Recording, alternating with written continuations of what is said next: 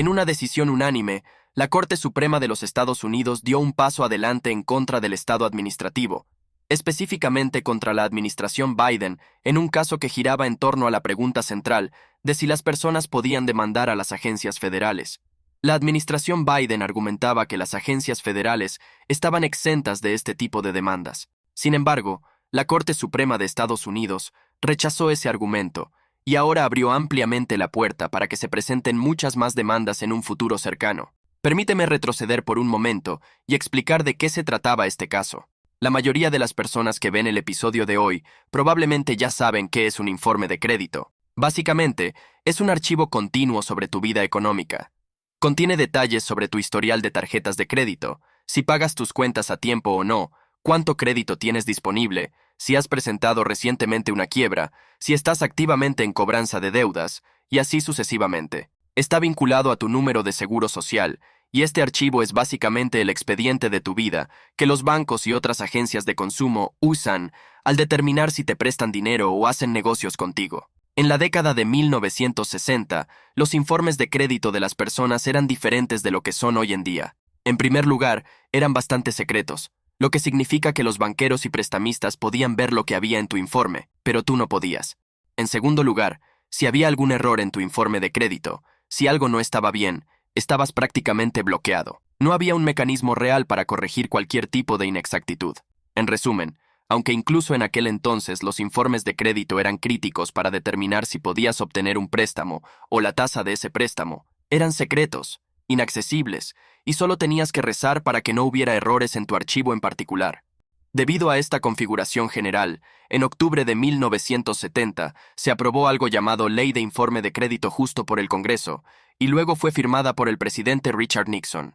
La idea detrás de la ley era proteger a los consumidores obligando a estas agencias de informes de crédito a no incluir datos falsos o irónicos en sus informes de crédito. Desde la década de 1970, esta ley ha sido modificada para garantizar que cada año cada estadounidense pueda obtener una copia gratuita de su informe de crédito, y también, cito, si un consumidor impugna la precisión de su informe de crédito, la persona que realizó el informe debe investigar el asunto y, si corresponde, corregir la información inexacta. Además, solo para tu referencia, el término persona en el contexto de esta ley en particular está definido. Tienen una subsección de definición en esta ley, y así es como se define la palabra persona. El término persona significa cualquier individuo, sociedad, corporación, fideicomiso, patrimonio, asociación cooperativa, gobierno o subdivisión gubernamental o agencia u otra entidad. Lo que significa que si una de esas personas agregara datos erróneos al informe de crédito de alguien, podrían ser responsables. Si los derechos de una persona bajo esta ley son violados, entonces él o ella podría demandar a la parte infractora por daños monetarios, honorarios de abogados, costos judiciales, así como daños punitivos, lo que significa que esta ley obliga a las agencias de crédito, a los prestamistas y a todas estas diferentes empresas a asegurarse de que los informes sean precisos. Así que esta fue toda la base legal de lo que sucedió con el señor Reginald Kurtz.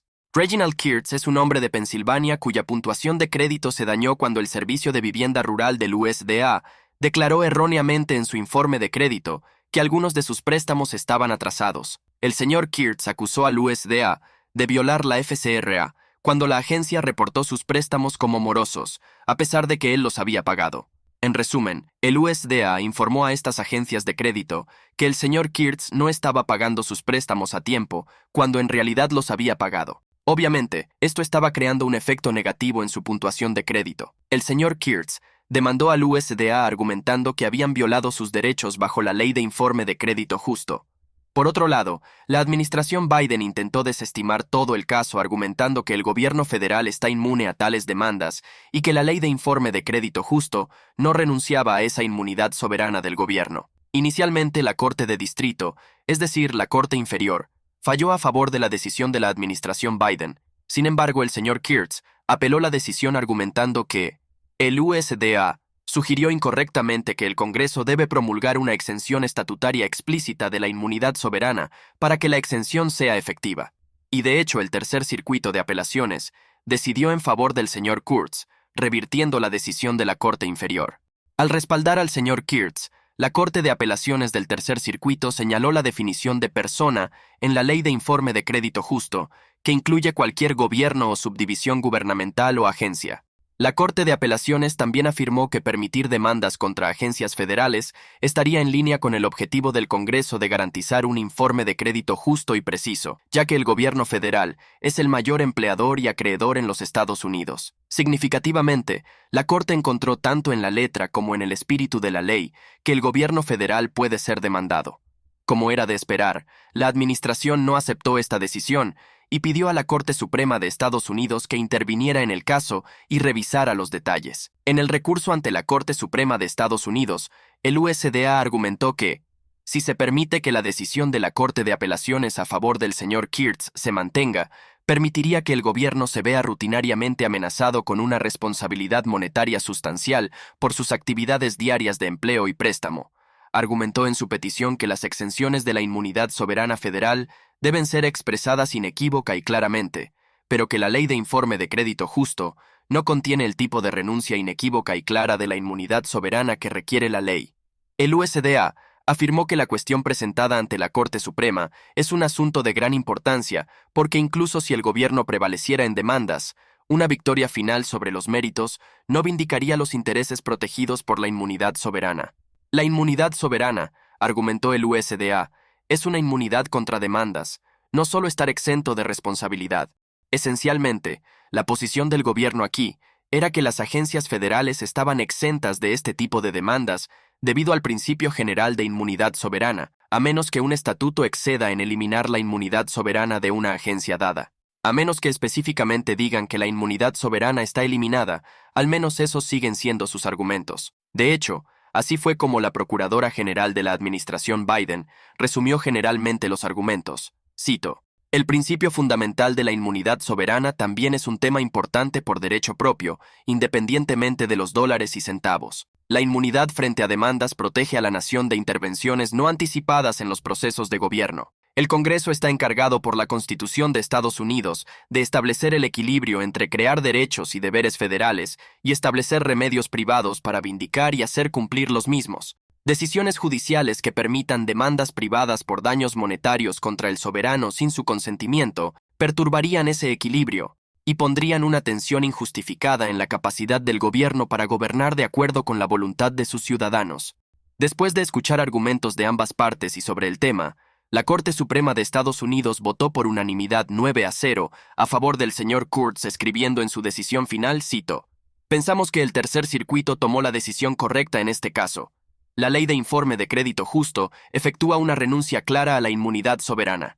Y la razón de la Corte fue bastante simple. En la subsección 617A, la ley establece que cualquier persona que sea negligente al no cumplir con cualquier requisito impuesto bajo este título con respecto a cualquier consumidor es responsable ante ese consumidor por una cantidad igual a la suma de cualquier daño real sufrido por el consumidor como resultado del incumplimiento, así como los honorarios de abogados y costos judiciales. El gobierno argumentaba que el término cualquier persona no se aplicaba a ellos. En la sección de definición de esa misma ley, aquí está de nuevo lo que decía.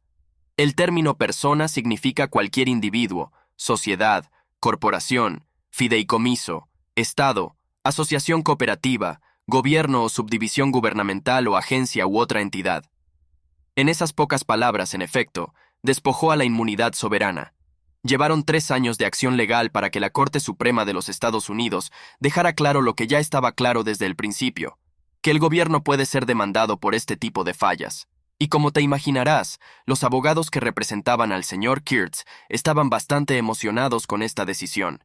En un comunicado después de que la Corte Suprema de los Estados Unidos emitiera su fallo, dijeron: la decisión de hoy confirma que las agencias federales no pueden eludir la responsabilidad cuando no cumplen con sus responsabilidades hacia los consumidores bajo la Ley de Informe de Crédito Justo. Como explicó la Corte, el texto de la Ley de Informe de Crédito Justo dice: la Ley de Informe de Crédito Justo permite a los consumidores demandar a cualquier persona que viole el estatuto y define persona para incluir cualquier agencia gubernamental.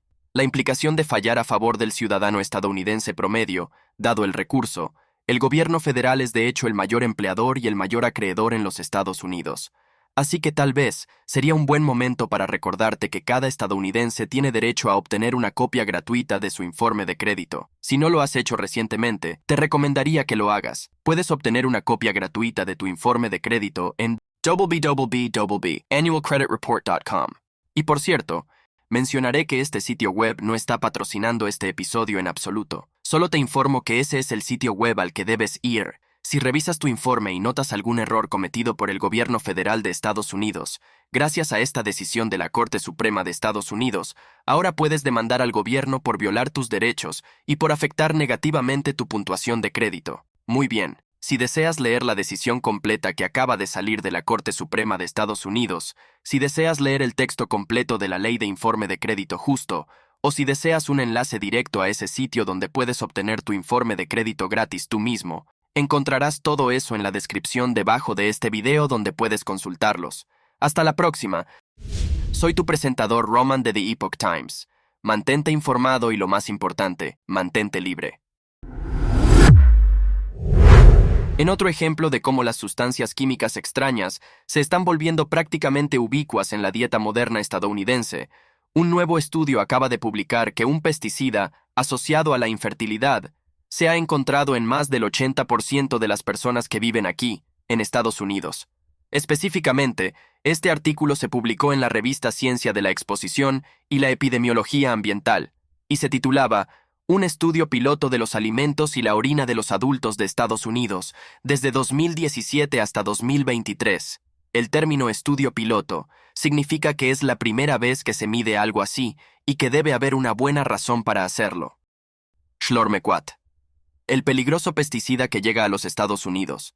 El químico en cuestión es el clormequat, del cual muy pocas personas aquí en Estados Unidos han oído hablar antes. La razón es que antes del año 2018 no estaba permitido su uso en alimentos.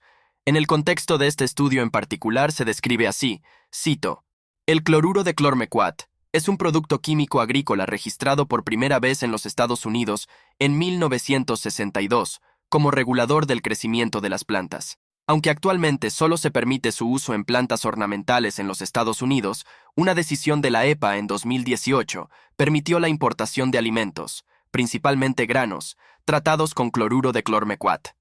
En la Unión Europea, el Reino Unido y Canadá, el cloruro de clormequat se aprobó para su uso en cultivos alimentarios, principalmente trigo, avena y cebada. El cloruro de clormequat actúa para disminuir la altura del tallo, reduciendo así la probabilidad de que los cultivos se inclinen, porque es algo que puede dificultar la recolección. Esto significa, en términos sencillos, que a partir del año 2018, debido a este cambio regulatorio por parte de la EPA, cada vez más productos vendidos aquí en Estados Unidos se cultivaron utilizando clormequat. Inicialmente en 2018, la EPA estableció su nivel de tolerancia oficial para el clormequat en 10 partes por millón. Sin embargo, solo 2 años después, en 2022, la EPA revisó sus estándares y aumentó la cantidad máxima de cloruro de clomecán por 4 veces, lo que significa que los alimentos pueden contener 1/4 de 10 a partir del año 2020. Este cambio en el estándar permitió que más empresas enviaran sus productos verdes aquí a América. Todo esto está bien y bueno, excepto por el hecho de que el clormequat demostró estar vinculado a problemas graves de infertilidad y reproductivos en productos. A pesar de estar aprobado para su uso en cultivos en Europa y partes de América del Norte, el cloruro de clormequat exhibe propiedades toxicológicas preocupantes. A principios de la década de 1980, los impactos de la exposición al cloruro de clormequat en la toxicidad reproductiva y la fertilidad fueron descritos por primera vez por agricultores daneses de cerdos que observaron declives reproductivos en cerdos criados con granos tratados con cloruro de clormequat. Estas observaciones fueron posteriormente investigadas en experimentos de laboratorio controlados en cerdos y ratones, donde las cerdas alimentadas con granos tratados con cloruro de clormequat exhibieron ciclos de celo interrumpidos y dificultades para aparearse en comparación con animales en una dieta control sin cloruro de clormequat. Además, se realizaron pruebas adicionales que mostraron problemas no solo en animales hembras, sino también en sus contrapartes macho. Además, los ratones machos expuestos al cloruro de clormequat a través de la dieta o el agua potable durante el desarrollo mostraron una capacidad de fertilización reducida del esperma in vitro. Estudios más recientes sobre la toxicidad reproductiva del cloruro de clormequat muestran un retraso en el inicio de la pubertad, una motilidad reducida del esperma, una disminución en el peso de los órganos reproductivos masculinos y una disminución en los niveles de testosterona en ratas expuestas durante ventanas sensibles de desarrollo, incluyendo durante el embarazo y la primera etapa de la vida. Dado el descenso absoluto en el recuento promedio de esperma masculino que ocurrió en los últimos 50 años, estos hallazgos son preocupantes, por decirlo menos. La introducción de un nuevo pesticida en la dieta estadounidense, que al menos en animales demostró causar todo tipo de problemas de fertilidad, es motivo de preocupación. Además, a pesar de que la EPA afirma que mantener el clormequat a 40 partes por millón es seguro, vale la pena señalar que hay estudios que sugieren que los estándares son inexactos para mantener la seguridad en humanos. Los estudios toxicológicos sugieren que la exposición al cloruro de clormequat puede reducir la fertilidad y dañar al feto en desarrollo a dosis inferiores a las utilizadas por las agencias reguladoras para establecer los niveles de ingesta diaria permitida. Es posible que incluso con dosis menores a 40 partes por millón se presenten problemas de fertilidad. Este fue el contexto del estudio. En 2018, este pesticida se permitió en el mercado estadounidense y luego, posteriormente en 2020, los estándares se relajaron para permitir más de este pesticida en nuestra comida. Al ver esto, los investigadores del Grupo de Trabajo Ambiental probaron a personas durante un periodo que abarcaba desde 2017 hasta 2023. Esencialmente, el estudio medía a las personas justo antes de que se permitiera el clormequat en Estados Unidos y luego durante los 5 años siguientes. Lo que encontraron fue impactante, por decirlo menos. Se detectó cloruro de clormequat en 77 de 96, es decir, el 80% de todas las muestras de orina. Las frecuencias de detección fueron más altas en las muestras de 2023 en comparación con las muestras de 2017 y 2018 a 2022, con un 69%, un 74% y un 90% de las muestras con detecciones, respectivamente. Y luego, justo debajo, tienen un gráfico visual que muestra cómo en el año 2017, así como en el periodo entre 2018 y 2022, las tasas fueron bastante estables, pero en el año 2023, las concentraciones en estas muestras de orina de personas estadounidenses se dispararon. Cito: la presencia de cloruro de clormequat en muestras de orina recogidas de personas en los Estados Unidos, con frecuencias de detección del 69%, 74% y 90% para muestras recolectadas en 2017, 2018 al 2022 y 2023, respectivamente. El cloruro de clormequat se detectó en bajas concentraciones en muestras del 2017 al 2022, con un aumento significativo en las concentraciones para muestras del 2023. Y solo podemos imaginar cómo se ve ahora en 2024. Y todo esto significa que incluso fuera del número de estadounidenses que dan positivo para cloruro de clormequat, la concentración real de la sustancia en la orina de las personas aumentó drásticamente. El estudio sugiere que la razón de esta mayor concentración, cito, podría reflejar la probable introducción reciente de cloruro de clormequat en el suministro de alimentos de los Estados Unidos debido a cambios en la acción regulatoria de la EPA que involucran al cloruro de clormequat. Tales cambios incluyen el establecimiento de límites para el cloruro de clormequat en alimentos en 2018 y el aumento de esos límites para la avena en 2020. Estas acciones permitieron la importación y venta de productos agrícolas que habían sido tratados con cloruro de clormequat, por ejemplo, desde Canadá. Y lo que quizás hace que estos datos sean aún más impactantes es el hecho de que, según estos investigadores, el cloruro de clormequat debería abandonar realmente el cuerpo 24 horas después de la ingestión. Entonces las muestras de orina de las personas reflejan concentraciones cada vez más altas de esta sustancia, lo que parece sugerir lo que los investigadores llaman exposición continua al químico. Entonces, aquí llegamos al meollo del asunto: la exposición continua. Según estos investigadores, la forma en que las personas entran en un contacto constante con cloromocuato, es al comer marcas muy populares de productos de avena, cosas que muy probablemente tengas en tu casa en este momento. Detectamos el químico en el 92% de los alimentos a base de avena comprados en mayo de 2023, incluyendo avena Quaker y Cheerios. Para analizar la presencia de cloruro de clormequat, el Grupo de Trabajo Ambiental, EEWG, compró 13 productos a base de avena no orgánicos o convencionales, como avena, granola, cereales y otros productos a base de avena, y un producto de granola orgánica, en la primavera y el verano del 2022. Todos menos uno tenían niveles detectables de cloruro de clormequat. La avena Quaker Old Fashioned tenía la concentración más alta, 291 ppb. Las siguientes muestras más altas, todas por encima de 100 ppb, incluían dos productos más de Quaker, Honey Nut Oatmeal Squares y Maple and Brown Sugar Instant Oatmeal, así como Great Value Oats and Honey Granola y Cheerios. El único producto convencional sin nivel detectable de cloruro de clormequat fue Kellogg's Special K-Fruit y Yogurt. No se detectó cloruro de clormequat en la única muestra de granola orgánica probada, lo que significa que, según esta investigación, si estás comiendo Quaker o Cheerios en la mañana, como hacen millones de estadounidenses, es probable que estés entrando regularmente en contacto con clormequat. Aunque la pregunta de si deberíamos estar alarmados por esto aún está francamente en el aire, incluso si estos investigadores encontraron niveles detectables de clormequat en aproximadamente el 92% de estos productos a base de avena no orgánicos que estaban probando, también hicieron especial hincapié en que las muestras de orina de las personas que estaban probando, cito, estuvieron expuestos al cloruro de clormequat a niveles varios órdenes de magnitud por debajo de los umbrales de seguridad recomendados establecidos por la EPA y la Autoridad Europea de Seguridad Alimentaria. De hecho, si las concentraciones estaban marcadas en partes por millón, por lo que existe una discrepancia de magnitud, lo que significa que aunque dieron positivo en las pruebas y las concentraciones en sus cuerpos eran detectables, aún estaban muy por debajo del umbral establecido por la EPA.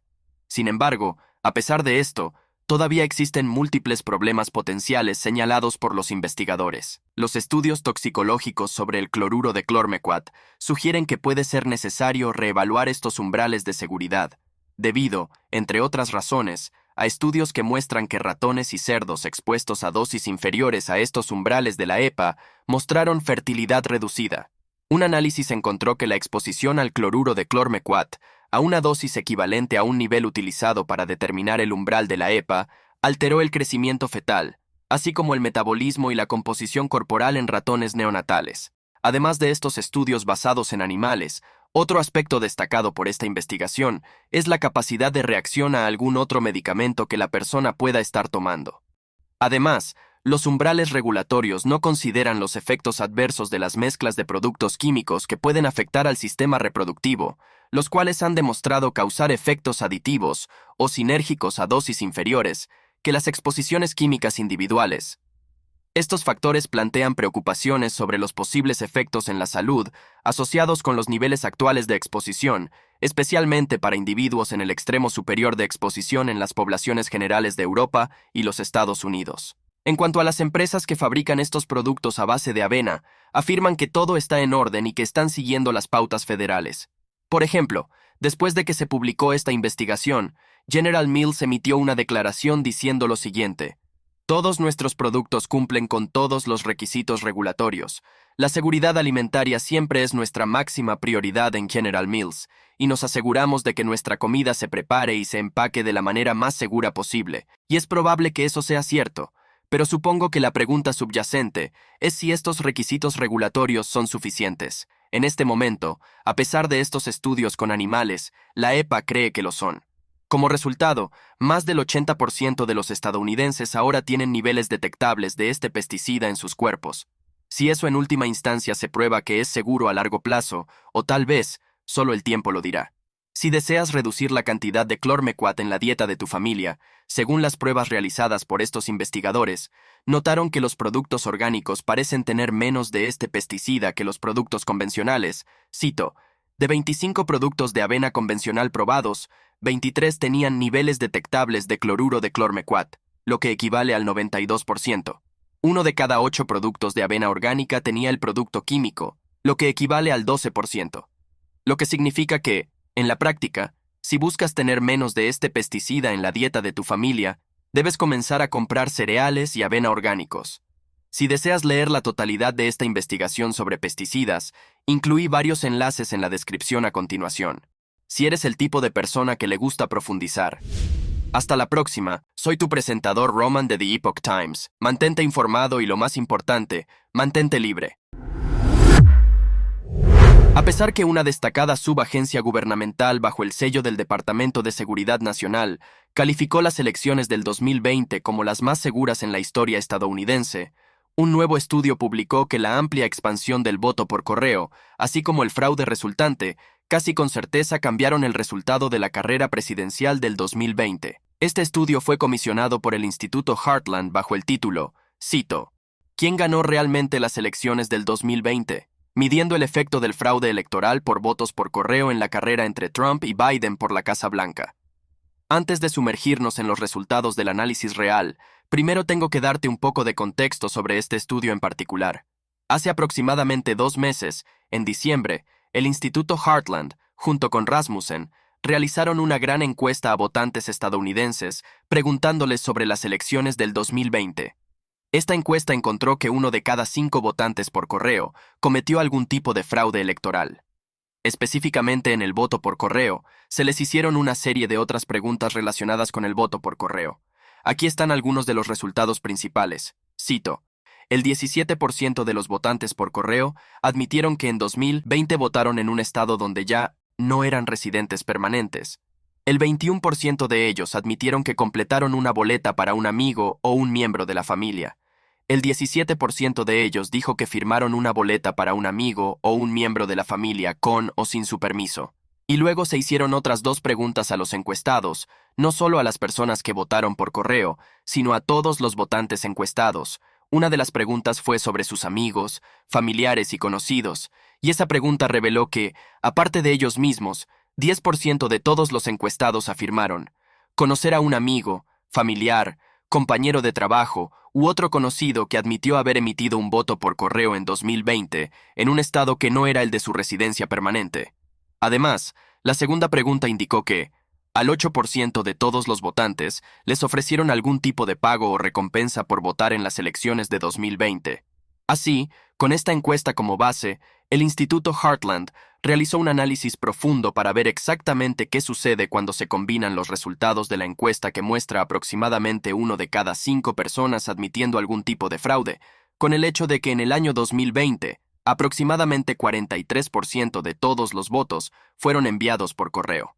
Según el Instituto Heartland, el resultado es una elección cuyos resultados fueron casi con toda seguridad alterados. Cito, después de que los investigadores llevaron a cabo un análisis adicional de los datos, concluyeron que el fraude en el voto por correo impactó significativamente en la elección presidencial de 2020.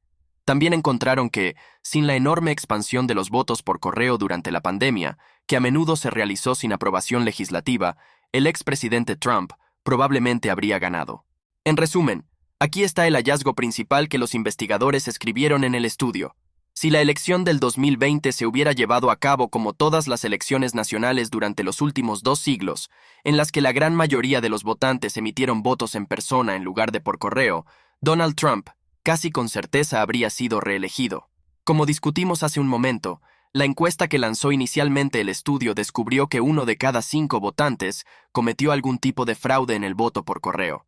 Sin embargo, después de analizar un poco más los datos reales, los investigadores encontraron que el número podría ser significativamente mayor. Cito, tras analizar los datos brutos de la encuesta, pudimos concluir que el 28% de los encuestados que votaron por correo admitieron haber cometido al menos un tipo de fraude electoral.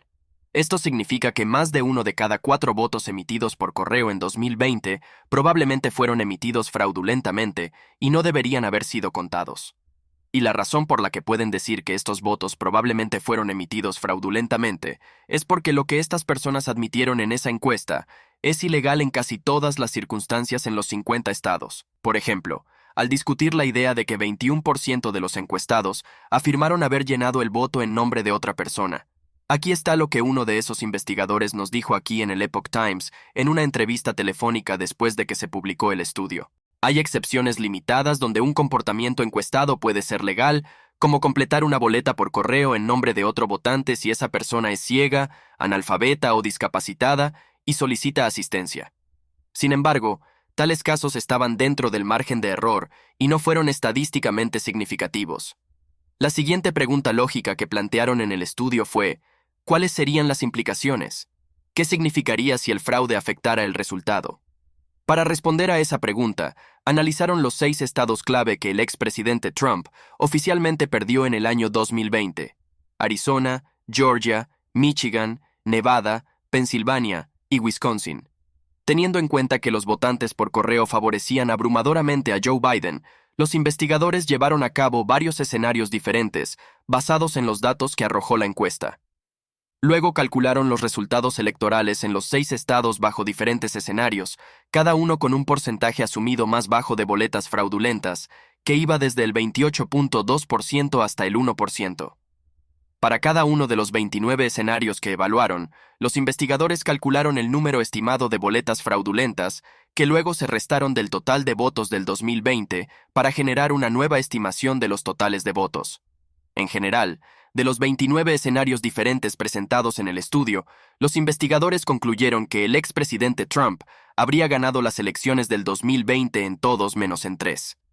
Específicamente, calcularon que los únicos escenarios que confirmarían el resultado oficial de las elecciones del 2020, es decir, que el candidato Biden ganó, fueron niveles de fraude electoral por votos por correo entre el 1 y el 3% de las boletas emitidas. Tasas de fraude electoral por votos por correo superiores al 3% significarían, según el estudio, más votos fraudulentos por Biden que deberían restarse del total, colocando al expresidente Trump en primer lugar. Luego, el estudio desglosó su análisis por puntos porcentuales de diferencia, mostrando qué sucedería en diferentes niveles de fraude.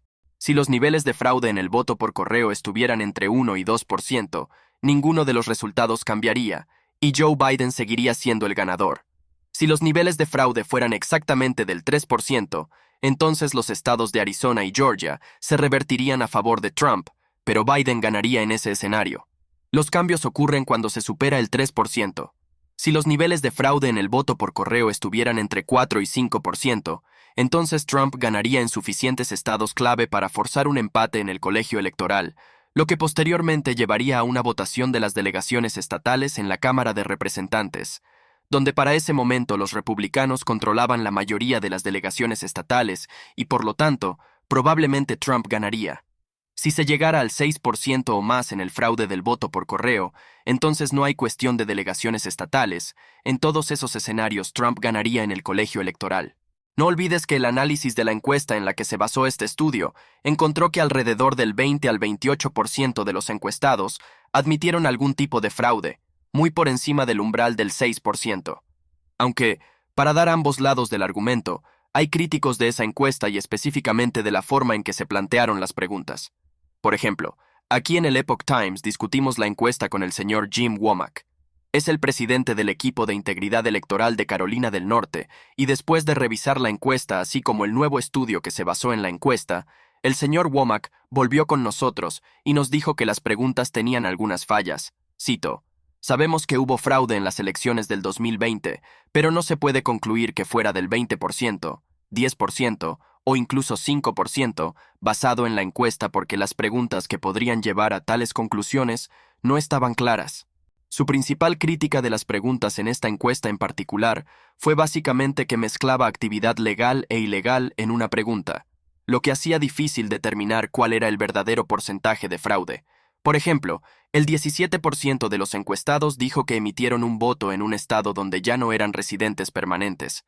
Sin embargo, el señor Womack mencionó que hizo hincapié en que la ley de votación en ausencia para ciudadanos uniformados y en el extranjero permite que las personas que viven en el extranjero aún emitan un voto en Estados Unidos.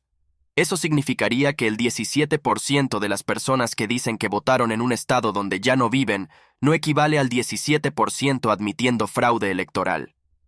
Otro ejemplo que el señor Womack dio es que en los 50 estados es permisible que personas ciegas, discapacitadas y o ancianas soliciten ayuda para completar una boleta, por lo que el 21% de las personas que respondieron sí a esta pregunta particular tampoco necesariamente significa que el 21% de las personas admitió realmente fraude electoral.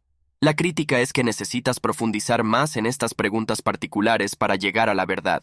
De hecho, en The Epoch Times pudimos presentar estas críticas al Instituto Heartland, específicamente a los investigadores detrás de ese estudio, y nos respondieron diciendo esencialmente que mantienen sus conclusiones. Por ejemplo, cito: "El señor McFerrin, uno de los investigadores, reconoció que es legal que las personas ciegas, discapacitadas o analfabetas reciban ayuda de alguien para completar una boleta. Sin embargo, argumentó que el número de estas personas que respondieron a la encuesta de Heartland Rasmussen probablemente habría sido muy pequeño. Sería difícil imaginar que decenas de personas ciegas o aquellas que son analfabetas o discapacitadas estén respondiendo a esta encuesta. La presunta fracción muy pequeña de encuestados que caen en esta categoría sería estadísticamente insignificante y no afectaría los resultados generales de la encuesta. Pero incluso si se omite esa pregunta en particular, debido a preocupaciones sobre su claridad, el porcentaje de personas que admitieron haber participado en actividades electorales potencialmente fraudulentas seguiría siendo aproximadamente 1 de cada 5. El señor McFerrin dijo que él y su equipo han recibido y revisado las críticas del señor Womack y creen que los puntos que él plantea tienen cierta validez, pero no lo suficiente como para afectar sus conclusiones de manera significativa. Él sostiene que el estudio muestra claramente que si las elecciones del 2020 hubieran sido tan justas y seguras como las anteriores, el expresidente Trump, casi seguramente, habría sido reelegido para un segundo mandato. Así que si te gustaría leer la totalidad de este nuevo estudio por ti mismo, que salió del Instituto Heartland, es de referencia gratuita. Tiene unas 15 páginas aproximadamente.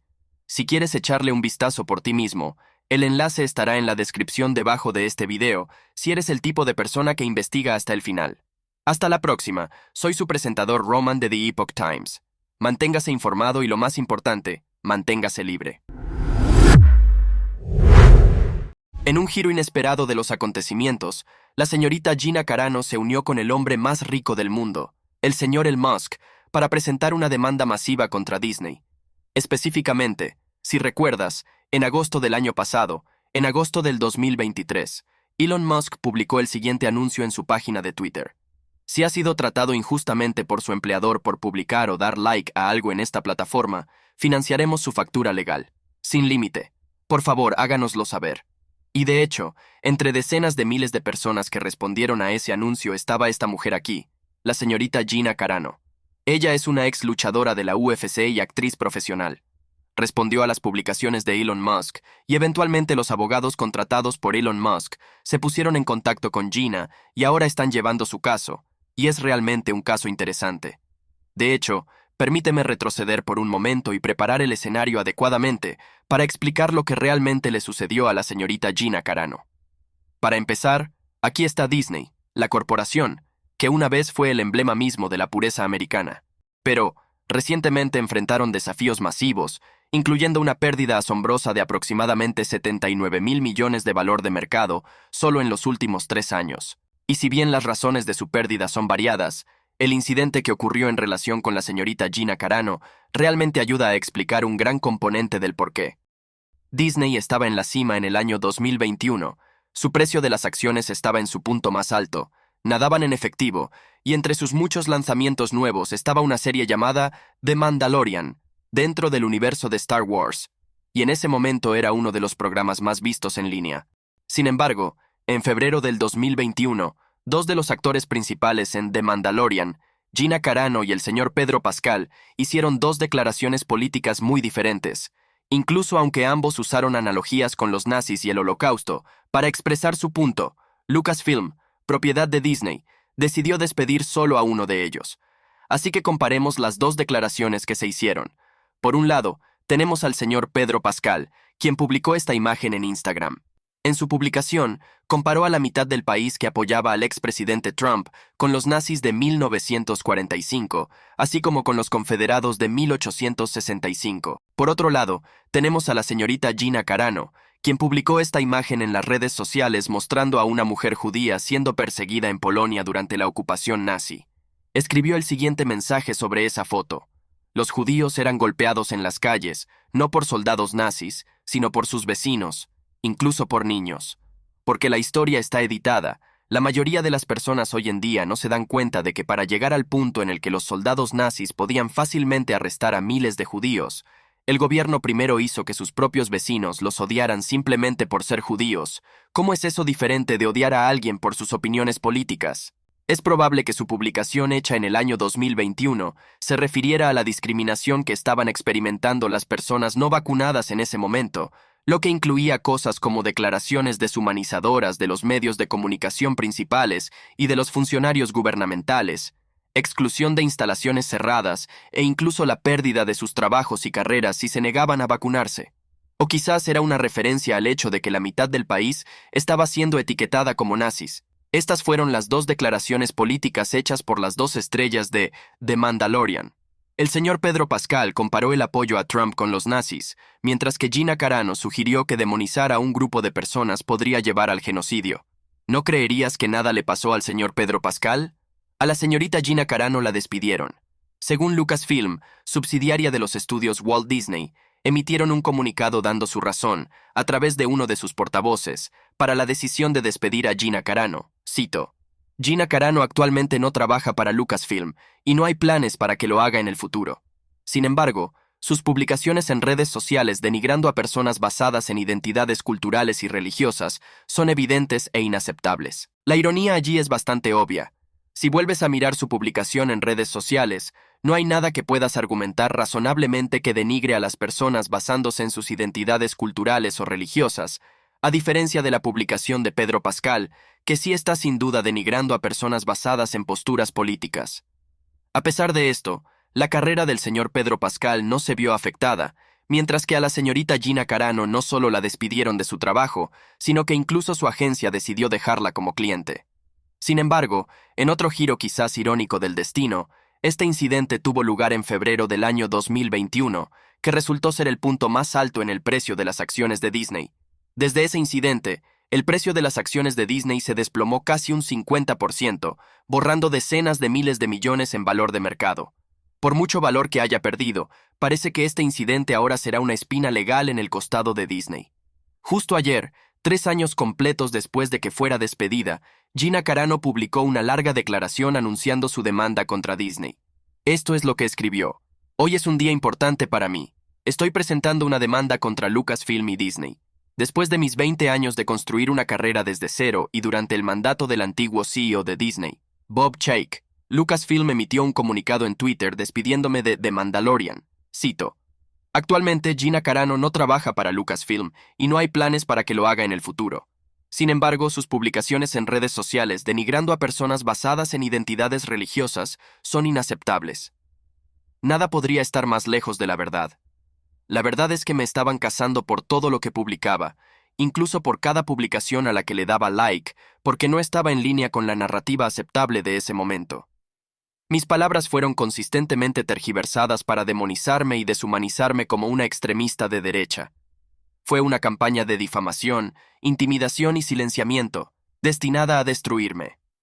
Luego hace referencia a algunos ejemplos específicos de sus publicaciones en redes sociales, y luego hace la siguiente pregunta, cito: ¿Estuvo bien hacer preguntas sobre mascarillas, confinamientos y vacunas obligatorias para sacar el tema a la luz? ¿Deberíamos haber podido discutir públicamente esos temas en ese momento sin ser acosados o censurados? Absolutamente. Hollywood dice que apoya la representación femenina y la igualdad de derechos.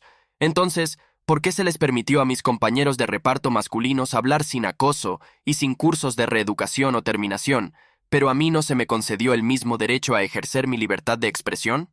Luego cuenta brevemente la historia de cómo se puso en contacto con Elon Musk después de que él hiciera ese anuncio. No esperaba que sucediera nada, sin embargo. Para mi sorpresa, hace unos meses recibí un correo electrónico de un abogado que había sido contratado por X para investigar mi historia y la de muchos otros. Resulta que después de enviarles toda la información que pude recopilar en estos últimos meses, mis abogados actuales y X creen firmemente en mi caso y están avanzando. Me encantaría retomar donde lo dejé y continuar mi viaje de creación y participación en la interpretación de historias, que es mi pasión más grande y todo por lo que he trabajado tan duro. Ha sido difícil seguir adelante con las mentiras y etiquetas pegadas a mí, respaldadas y alentadas por la empresa de entretenimiento más poderosa del mundo. Estoy agradecida de que alguien haya venido en mi defensa de una manera tan poderosa y espero poder limpiar mi nombre. No sé tú, pero definitivamente estoy deseando conocer el proceso de descubrimiento en este caso en particular. Será interesante ver qué tipo de correos electrónicos y comunicaciones internas circulaban dentro de Disney antes de que la SRA. Gina Carano fuera expulsada por esas publicaciones en particular. aunque francamente, no me sorprendería si Disney decide resolver el caso para no tener que revelar sus documentos internos. Veremos cómo se desarrolla. Mientras tanto, si quieres profundizar más en esta historia en particular, dejaré los enlaces a mis notas de referencia en la descripción debajo de este video. Puedes encontrarlos allí si estás interesado. Hasta la próxima. Soy tu presentador Roman de The Epoch Times. Mantente informado y lo más importante, mantente libre. A medida que la temporada electoral realmente comienza a cobrar impulso, también lo hacen las numerosas demandas presentadas contra el expresidente Trump. Así que hoy vamos a repasar dónde se encuentran todos estos casos diferentes, comenzando en Washington, D.C. con el caso del 6 de enero. Este es, por supuesto, el caso impulsado por el señor Jack Smith, acusando al presidente Trump de 4 cargos separados de conspiración y obstrucción relacionados con los eventos que tuvieron lugar el pasado 6 de enero del 2021. Actualmente, este caso está en un punto muerto, ya que el expresidente Trump intentó que todo el caso fuera desestimado basándose en el principio de inmunidad ejecutiva, básicamente el argumento que los abogados de Trump presentaron de que, dado que el presunto crimen tuvo lugar mientras Trump era presidente de los Estados Unidos, está inmune a la persecución. Ahora bien, la jueza a cargo de ese caso, pues no compró ese argumento y se negó a desestimar el caso basándose en ese argumento. Entonces, el equipo legal de Trump apeló esa decisión ante la Corte de Apelaciones de los Estados Unidos para el circuito de D.C. Sin embargo, la Corte de Apelaciones también falló en contra del expresidente Trump, rechazando la idea de que los presidentes están inmunes a toda persecución penal. La Corte de Apelaciones ordenó que Trump debe enfrentar juicio dentro de 4 días, a menos que apele ante la Corte Suprema de los Estados Unidos. Y por supuesto, eso es exactamente lo que hizo. En aproximadamente un centenar de páginas de argumentación, los abogados de Trump presentaron ante la Corte Suprema de los Estados Unidos un escrito, cito, un panel del circuito de D.C., en un proceso extraordinariamente rápido, ha emitido una decisión sobre la afirmación de inmunidad del expresidente Trump y ordenó que el mandato regrese a la Corte de Distrito para proceder con el juicio penal del expresidente Trump en 4 días hábiles, a menos que esta Corte intervenga, como debería. Sin inmunidad frente a la persecución penal, la presidencia tal como la conocemos dejará de existir. En 234 años de historia estadounidense, ningún presidente ha sido enjuiciado penalmente, y por buenas razones. Establecer tal precedente abriría las compuertas. Si se valida el enjuiciamiento de un presidente, tales procesos se repetirán y se volverán cada vez más comunes, inaugurando ciclos destructivos de recriminación. La amenaza de futuros enjuiciamientos penales por parte de una administración políticamente opuesta pesará como una piedra de molino alrededor del cuello de cada futuro presidente, distorsionando la toma de decisiones presidenciales, socavando la independencia del presidente y oscureciendo la capacidad del presidente para tratar con valentía e imparcialidad con los deberes de su cargo. Entonces, esencialmente, el equipo legal de Trump presentó 2 preguntas separadas ante la Corte Suprema de los Estados Unidos. La primera pregunta es si un presidente puede ser procesado penalmente por actos oficiales realizados mientras estaba en el cargo. La segunda pregunta fue si un juicio político excluiría el enjuiciamiento penal por los mismos cargos en virtud de los principios de la doble incriminación. Lo que significa que dado que el expresidente Trump ya había sido sometido a juicio político y luego juzgado en el Senado por sus acciones el 6 de enero, contaría este caso como doble incriminación, ya que el presunto crimen ocurrió 2 veces. Estas son las 2 preguntas presentadas ante la Corte Suprema de los Estados Unidos. El equipo de defensa legal de Trump está esperando que la Corte Suprema de los Estados Unidos acepte tomar este caso. Si la Corte Suprema decide aceptarlo, entonces el juicio podría comenzar de inmediato, exactamente lo que el equipo legal de Trump está tratando de evitar. Con un jurado en Washington, D.C., el juicio probablemente encontraría al expresidente Trump culpable antes de las elecciones de noviembre, pero si pueden lograr que la Corte Suprema de los Estados Unidos decida que el expresidente está, de hecho, exento de persecución penal, o lo que es más probable, si la Corte Suprema de los Estados Unidos simplemente acepta tomar el caso y pone una pausa en la orden del Tribunal de Apelaciones, entonces todo el juicio será evitado. Si el expresidente Trump es reelegido en noviembre, entonces el caso será pospuesto por otros 4 años. No podrá ser sometido a juicio activamente siendo presidente. Aquí es donde se encuentra actualmente el caso de Washington, D.C. El juicio en sí está en espera. Jack Smith y su equipo están exigiendo que el proceso del juicio se reanude de inmediato, incluso mientras el expresidente Trump está en proceso de apelación ante la Corte Suprema de los Estados Unidos. Básicamente, Jack Smith quiere que el juicio se lleve a cabo mientras continúa el proceso de apelación. Sin embargo, los abogados de Trump están argumentando exactamente lo contrario. Para ello, han hecho una solicitud especial a la Corte Suprema. Los abogados defensores de Trump solicitaron a la Corte Suprema que emitiera una suspensión sobre la decisión de la Corte Inferior, pendiente de una revisión por parte de la Alta Corte. Solicitaron que la suspensión se extendiera hasta que la Corte Suprema haya revisado el caso, y también que se mantuviera en caso de una petición para una nueva audiencia en la Corte de Apelaciones, algo que la Corte de Apelaciones expresamente no concedió en su propia orden. Los abogados defienden que la Corte Suprema otorgue el recurso de apelación y revise el caso, porque involucra un área importante del derecho aún no resuelta por la Corte. Esencialmente, la apelación de emergencia de Trump está pidiendo a la Corte Suprema de los Estados Unidos que detenga el fallo de la Corte de Apelaciones para que el juicio real no pueda reanudarse durante este periodo de tiempo, cuando el caso aún está siendo apelado a nivel de la Corte Suprema de los Estados Unidos. De hecho, la Corte Suprema de los Estados Unidos parece estar dando una urgencia significativa a esta solicitud, dado que el jefe de justicia John Roberts dio al señor Jack Smith solo 7 días, 5 días hábiles, pero en total 7 días para presentar una respuesta. Es un plazo extremadamente acelerado. Jack Smith tiene hasta el próximo martes para presentar su respuesta. Cito: la Corte Suprema solicitó al fiscal especial que presentara su respuesta para la tarde del 20 de febrero. Después de esa presentación, el equipo legal de Trump tendrá la oportunidad de presentar una réplica, tras lo cual la Corte podrá actuar sobre la solicitud de Trump en cualquier momento, a su discreción.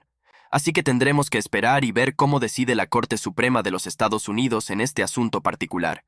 Si aceptan la solicitud de Trump, entonces se pondrá una pausa en el proceso de enjuiciamiento.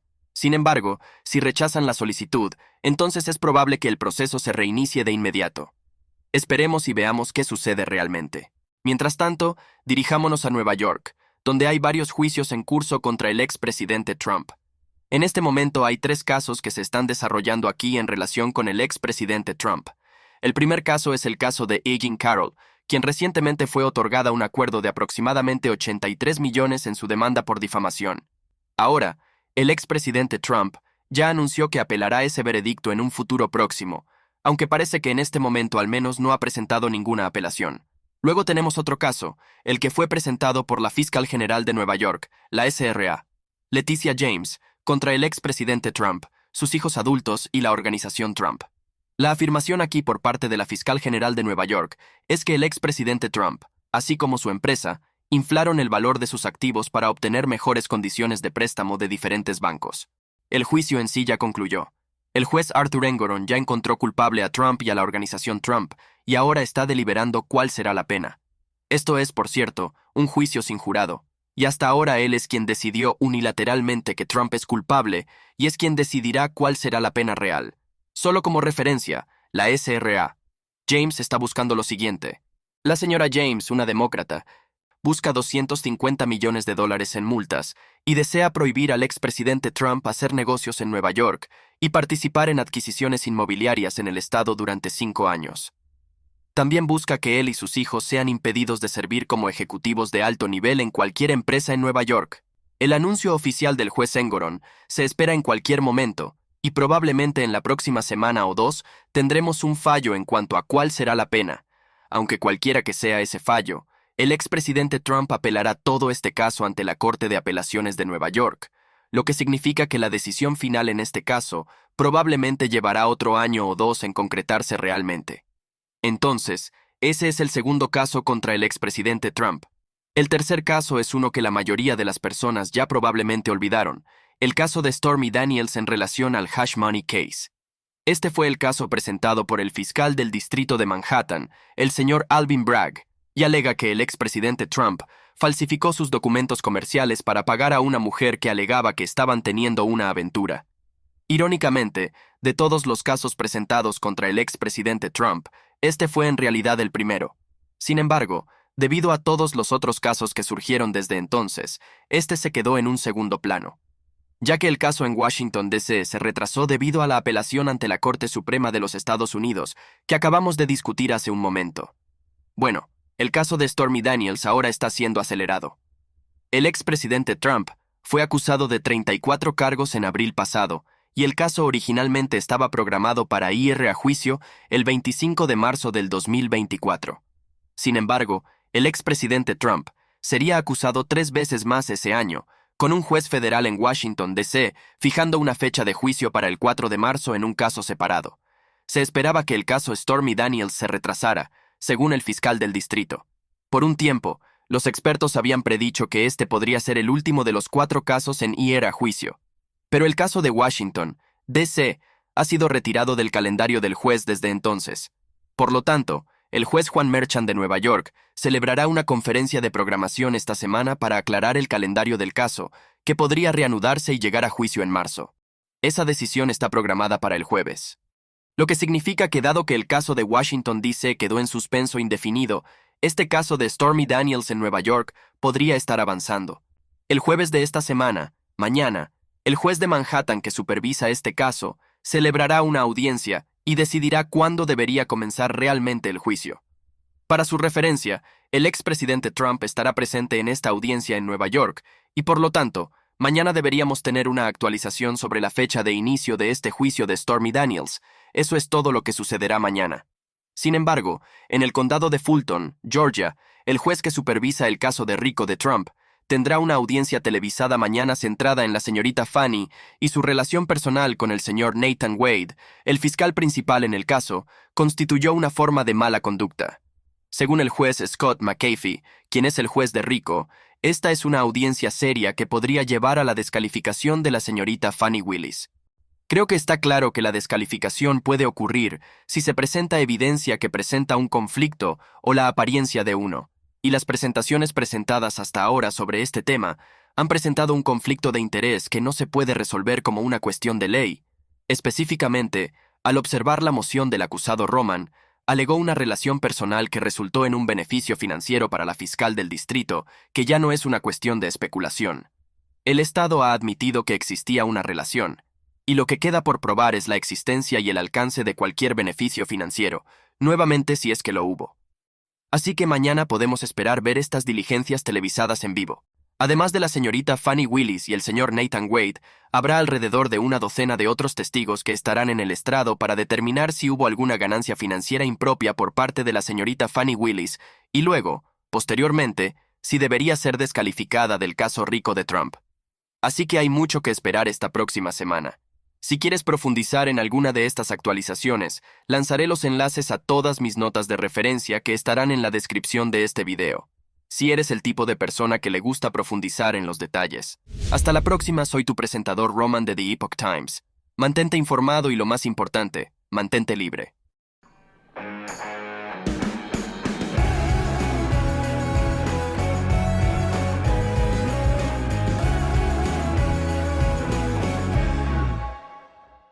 Epoch TV es más. Información precisa y periodismo profesional. Sin sesgos, manipulación y censura.